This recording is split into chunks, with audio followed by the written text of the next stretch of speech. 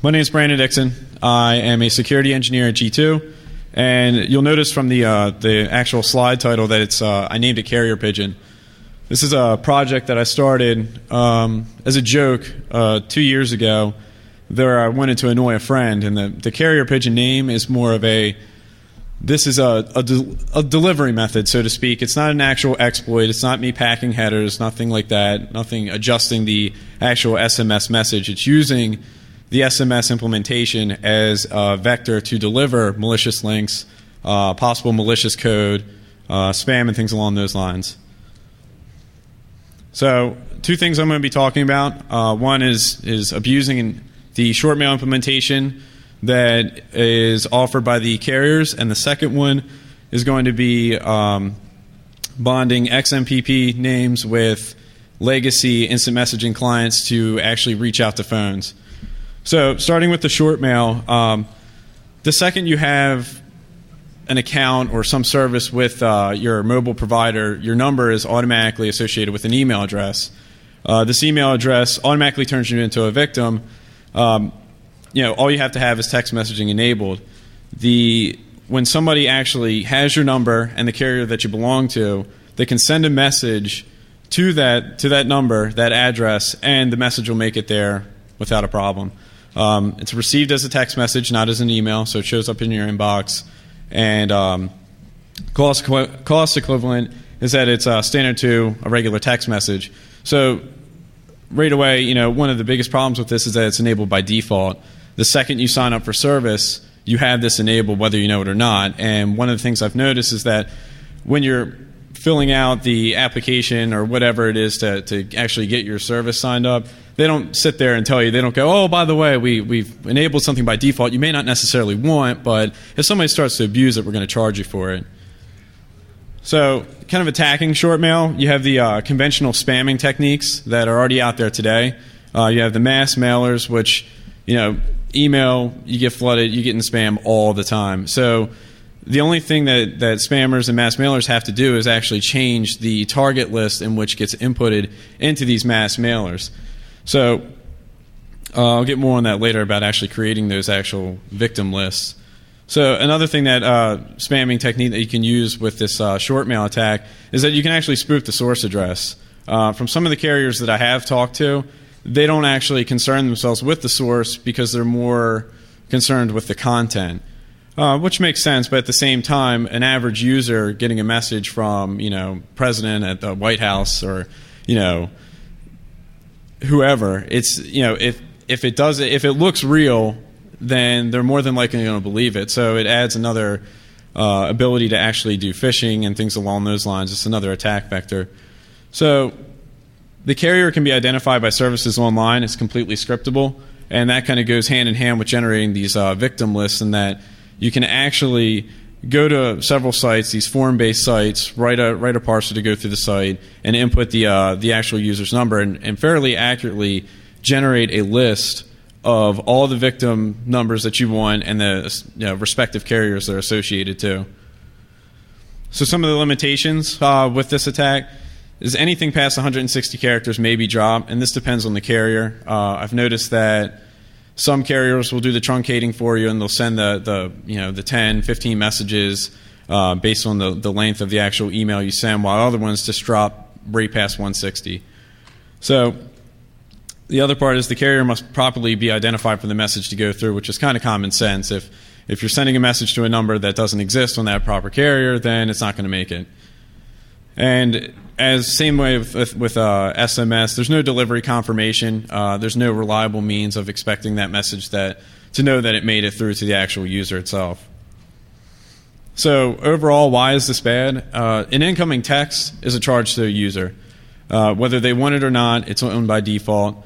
You can send the short mail from any client. So like I said, it goes back to the standard spamming techniques and mass mailers, in that nothing changes for them. Nothing changes if you got an ex-boyfriend, ex-girlfriend, whatever, wants to keep on sending you these messages. They can instantly do it right from their standard mail client. So all of this, of course, is a problem because it's turned on by default, and most people don't even realize it. So the carriers offer limited methods to stopping the attack. by default. And what I mean by that is that the carriers give you the ability through some web interfaces to actually block 10 to 15 domains, block certain emails, block certain numbers. The problem with that is that I can generate a random email with a domain name of 30 characters that's random every single time, and it's going to make it through. And when I did my initial testing, all the messages were different, obviously because it's coming from a different source. So you block 10 to 15 addresses, it doesn't matter because I can generate 10 to 15 in 5 seconds without a problem. So that's some of the stuff they offer by default, and the other information is just not clear. I actually got to talk with some of the carriers, and they told me certain things. Yeah, we do have this available, but the information to actually find that readily available to the user was fairly difficult. It was kind of obfuscated within all the other things that they offer. So some of the carrier capabilities that I did discover, and actually in coordination with the DEFCON talk, they put me through Sprint and Verizon and some other carriers, and I was able to speak with them to see what protection measures they had in place. And they couldn't tell me everything about, obviously about their infrastructure, but they could tell me enough that there was some protection for the user. So obviously what I said before is that users can block certain domains or completely shut the feature off, depending on the carrier. Throttling and rate limiting are in place actually at the carrier level, which is, it's not exactly clear how that's implemented because they couldn't talk about their infrastructure. But doing my testing, I could see that messages would get queued up. Some of them would be dropped depending on the rate that I sent them.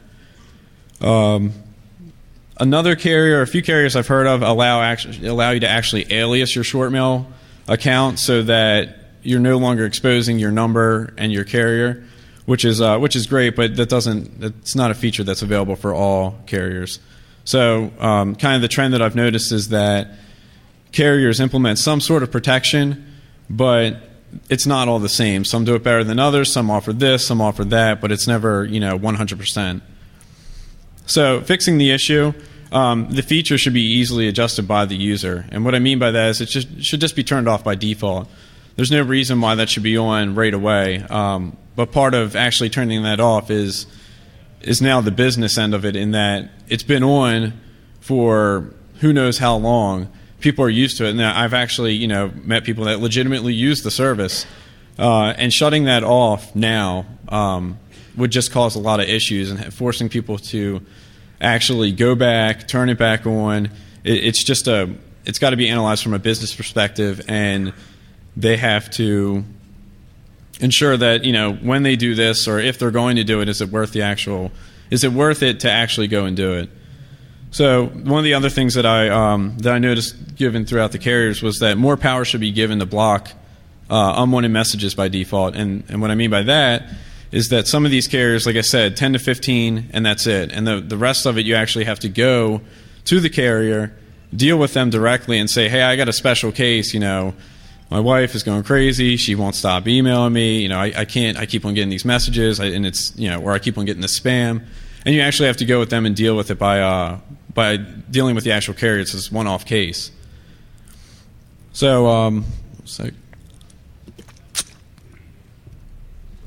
moving on to the next part of this, the XMPP and Jabber aspect of it. Kind of put a few things on here that kind of covers XMPP and Jabber that are of interest for what I'm going to be talking about next. The communications are done through XML. Setting up your own server is extremely easy.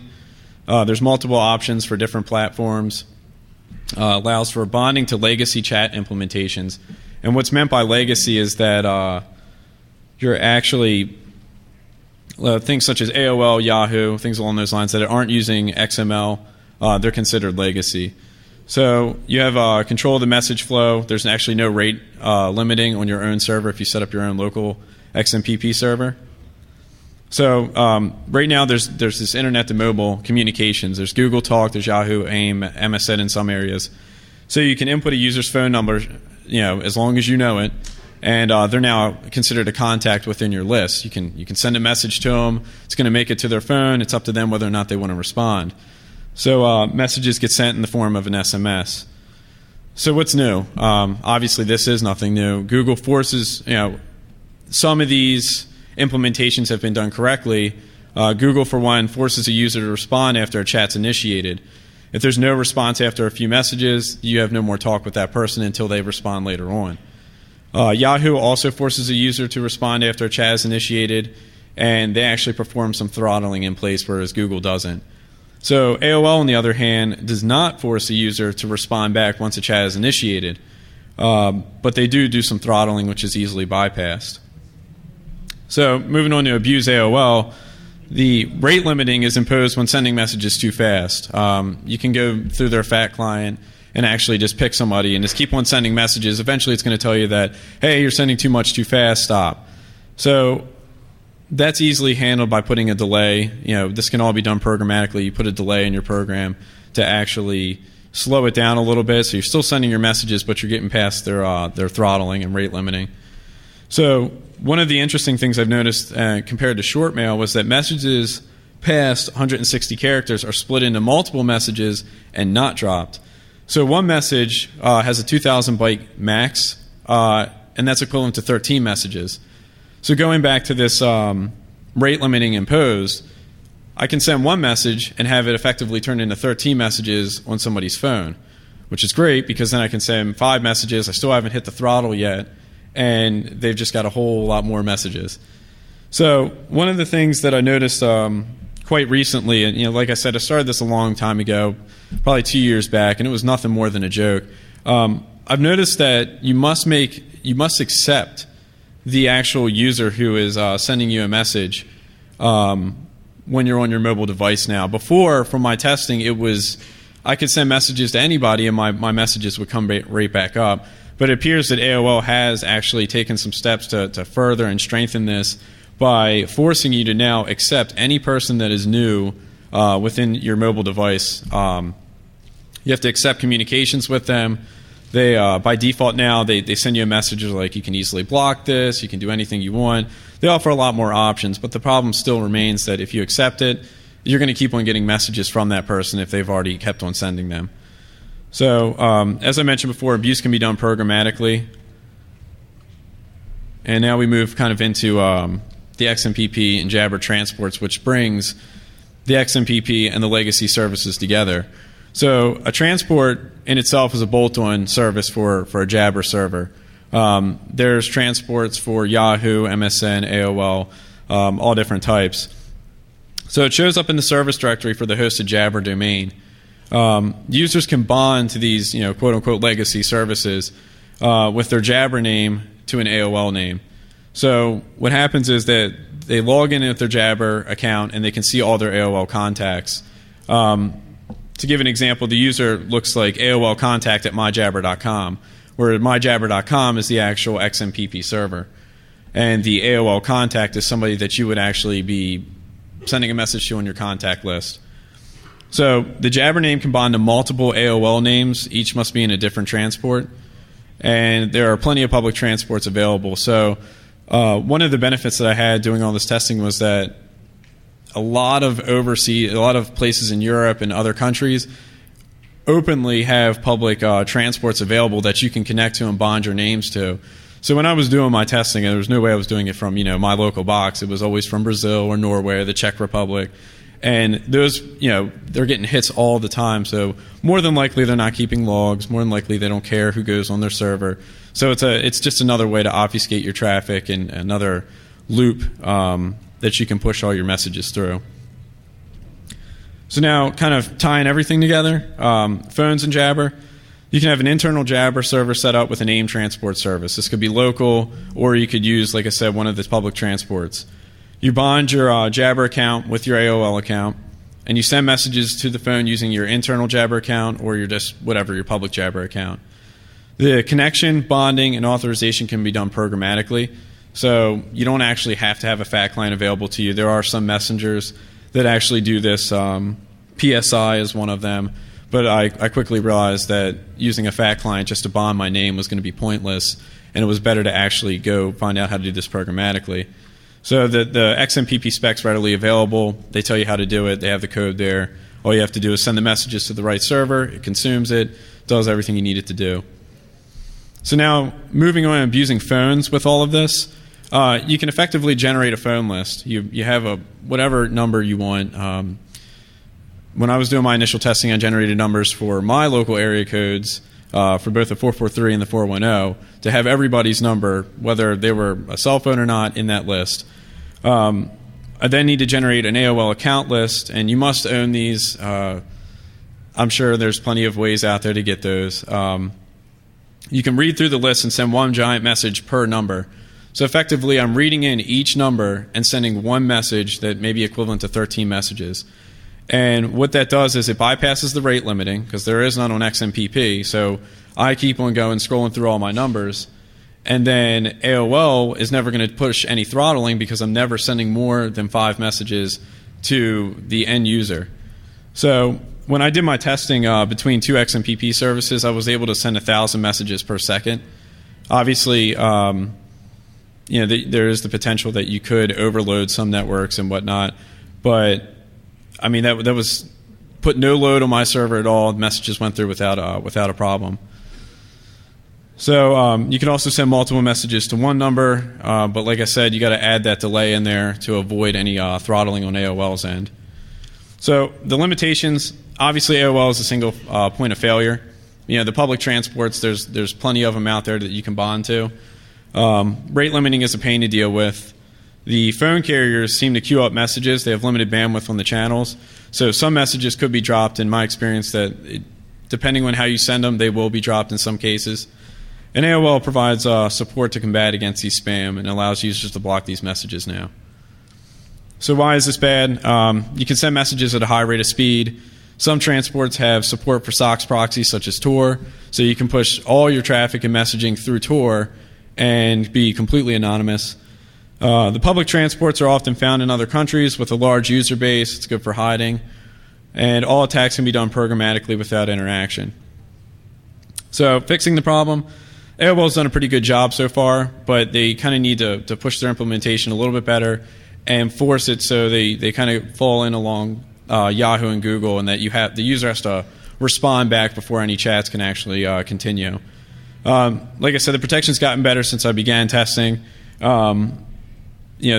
had AOL has 2 servers, Oscar and Talk, and the Talk servers no longer appear to support the internet to mobile communications. I don't know why that was shut off, but coincidentally, I noticed this when I was doing a month-long testing of a couple of friends. So I don't know if I was attributed to that, but it's definitely shut off now, and I still check it every now and then. So bringing everything back full circle, why does this all matter? The user is at risk with limited ways to fight against the attack. It depends on the vendor. In this case, it's the cell carriers and AOL. And the cellular networks are potentially at risk for targeted attacks that could affect their services. Time has shown that vendors are fixing things, and that's all that we're concerned about. And I hope that it can only get better and protect the user. So I know I have a demo marked down on here, and I think you guys are going to hate me, but unfortunately, I've had having issues actually working the demo. So I can't explain what it was doing at one point in time before I broke it. The web application eliminated dependencies within the libraries. So all this was done on Linux using the Jabber and XMPP libraries. So one of the things I wanted to do with the web application was abstract all that and basically have it so that any person anywhere could just do these attacks. So the web application itself could be easily made into a framework, can be accessed anywhere. And the proof of concept that I had working allowed for bonding of the names, the XMPP names to the legacy services, sending messages through a choice of transports, which would be pulled down real time, sending spoof short mail messages, identifying public transports, and then obviously more could be added. So here's my contact information. Like I said, if you guys have any questions, feel free to grab me as I'm leaving or if you see me at the con. And that's it.